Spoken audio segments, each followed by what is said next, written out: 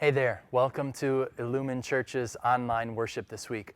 I am Nathan, I get to be the pastor here at Illumin, and whoever you are watching, I'm so glad to have you here. It's such a gift to be able to share God's word with you and hear from our God today. We are finishing up our worship series called Regifting.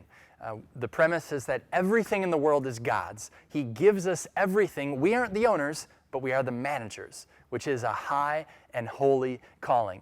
We get to re-gift everything that He has given to us. We've talked about how He gives us grace, His undeserved love. We re-gift it out to the world. Last week we talked about how He gives us all of our treasures, and we re-gift all of our treasures to other people in the world. Today we're talking about re-gifting buildings. And yes, we're talking about the literal building that I'm standing in, the church, but also the other so-called buildings in our lives and even our life itself. So I'm going to begin this morning by reading to you some words that Jesus spoke about building our life. They're from Matthew chapter 7, verses 24 through 27. Give them a listen. These are straight from the mouth of Jesus Himself.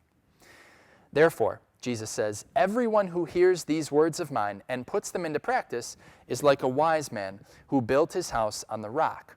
The rain came down, the streams rose, and the winds blew and beat against that house, yet it did not fall, because it had its foundation on the rock.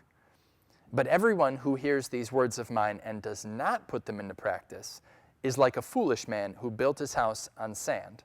The rain came down, the streams rose, and the winds blew and beat against that house, and it fell with a great crash."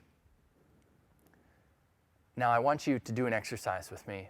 Take a moment, confess to God all the times that you have built your life on the sand instead of on the rock. That is, all the times that you have built your life that I have put my trust, my confidence in something other than God. Because in the words of Jesus, God is the rock. His word is the rock. Everything else is the sand. So take a minute and openly confess that to our God.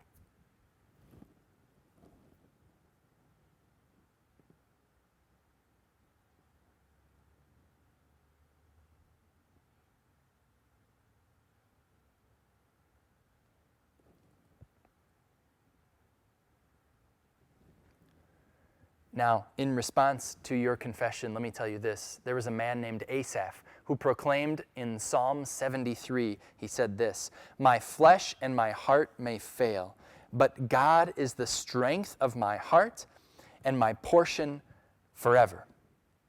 Here's the truth. God has forgiven you and me for every time that we have trusted in something or someone other than Him. He has adopted you as the child that He dearly loves. And even though we do try often to build our lives on other things, we put our trust elsewhere, He always provides Himself as the rock, the foundation of our lives.